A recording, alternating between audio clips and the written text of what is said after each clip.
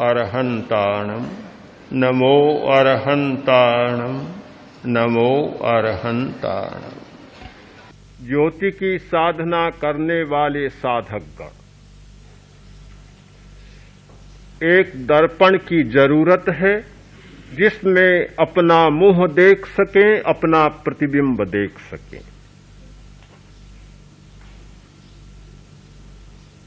जो लोग प्रेक्षा ध्यान की साधना में आए हैं वे दर्पण की खोज में एक एक्सरे की जरूरत है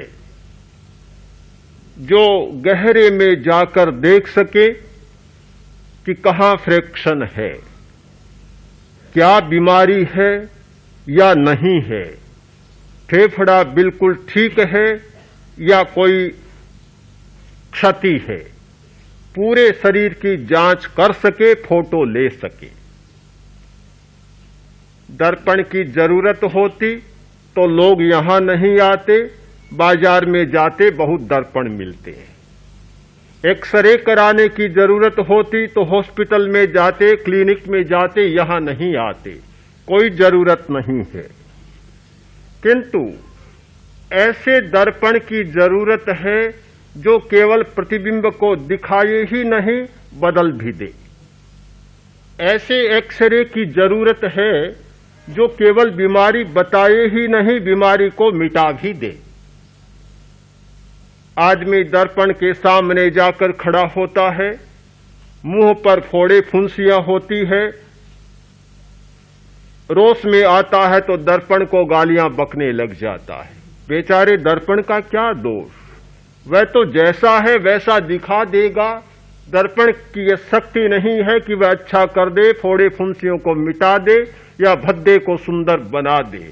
यह दर्पण में शक्ति नहीं होती। एक्सरे में फोटो आएगा, बता देगा, सूचना देगा कि कहां क्या है, किंतु बदलना उसका काम नहीं है। मानता हूं यह प्रेक्षा ध्यान एक दर्पण है और एक एक्सरे है जो केवल प्रतिबिंब दिखाता ही नहीं है, भद्देपन को मिटाता भी है, थोड़े फुंसियों को मिटाता भी है।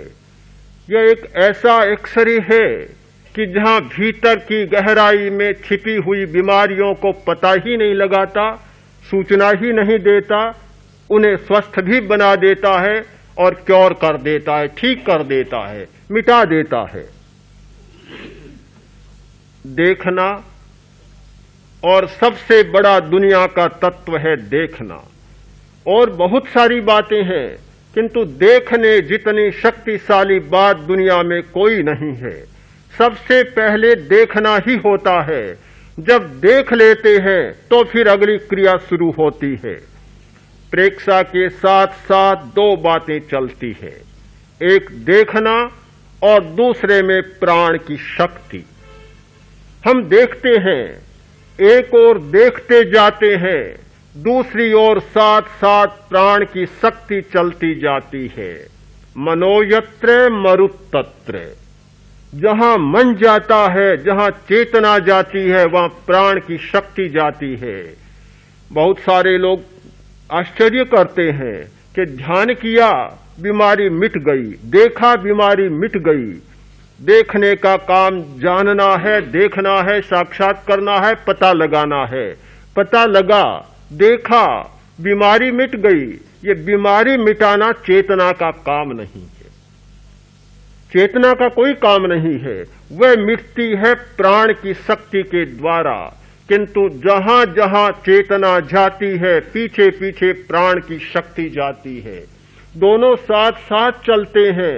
या यूं समझ ले कि आगे चेतना और पीछे प्राण। जहां चेतना वहां प्राण चलेगा।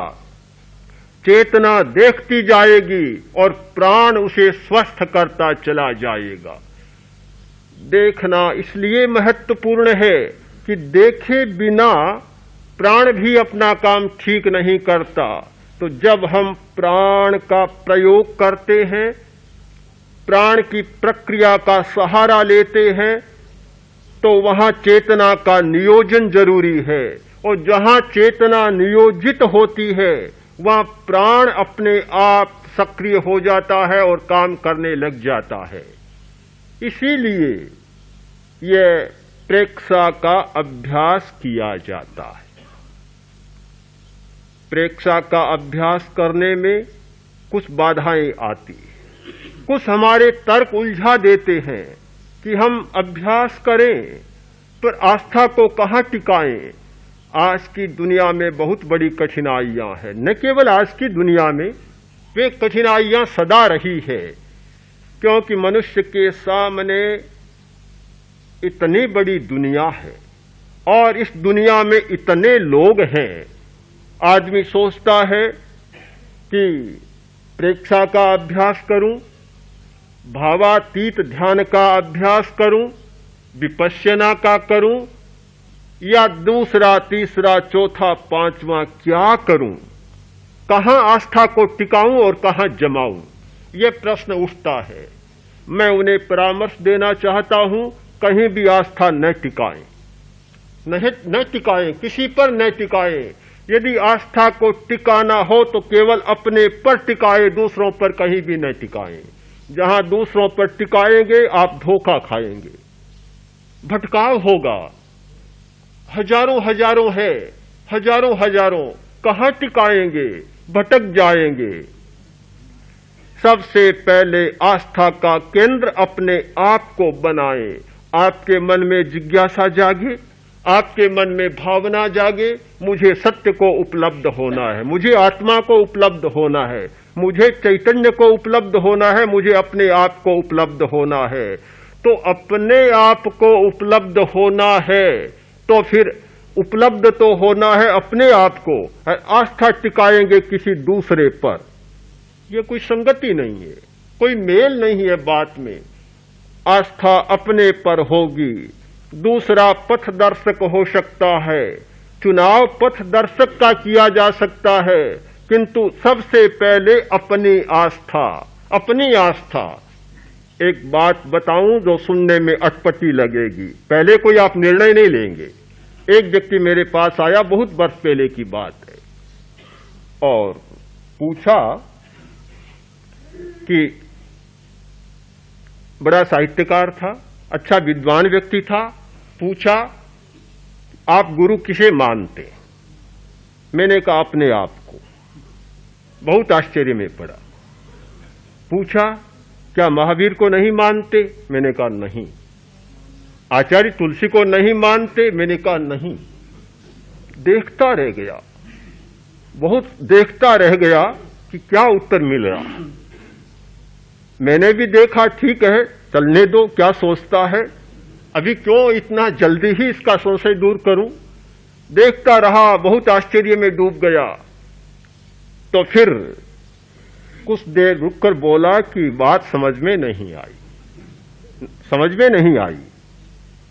तो मैंने कहा ठीक है, मैं महावीर को मानता हूं, पर मैं महावीर को मानता हूं, यह निर्णय मैंने किया या महावीर ने किया? किसने किया? यह निर्णय तो मैंने किया, निर्णायक मैं हूं, तो मैं अपना गुरु हूं, इसलिए मैं महावीर को गुरु मानता हूं। अगर मैं अपना गुरु नहीं हूं तो मैं महावीर को गुरु नहीं मान सकता। मैं आचार्य तुलसी को अपना गुरु मानता हूं, यह निर्णय मैंने किया या आचार्य तुलसी ने किया?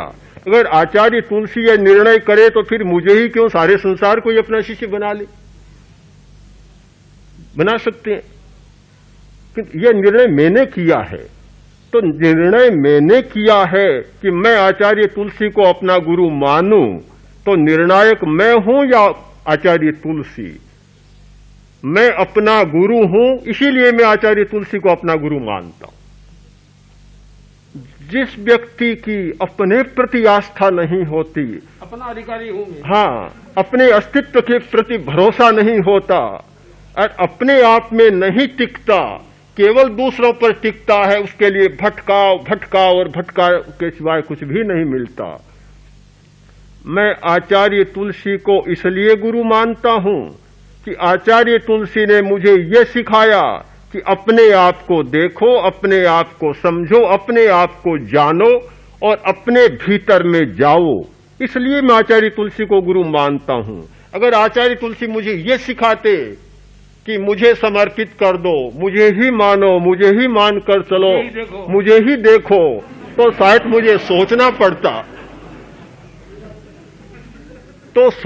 पड़ता कि आचार्य तुलसी को गुरु मानूं या नहीं मानूं। और अगर आचार्य तुलसी को ही मानूं तो आचार्य तुलसी को ही क्यों मानूं, दूसरे को क्यों नहीं मानूं, मुझे जरूर सोचना पड़ता। महावीर ने यही सिखाया, संपिक्षये अपगमप्येन, आत्मा के द्वारा आत्मा को देखो, स्वयं सत्य को खोजो, अपना सत्य में सिज्जा, स्वयं सत्य को खोजो।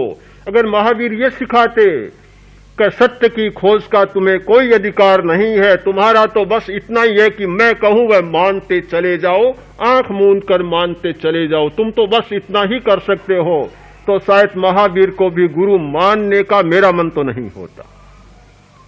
महावीर को गुरु इसलिए मानते हैं कि महावीर ने यह नहीं कहा कि मैं कहूं वह मानते चले जाओ, किंतु यह सिखाया कि स्वयं तुम सत्य को खोजो और अपने आप सत्य को खोजकर अपने पथ पर चलो।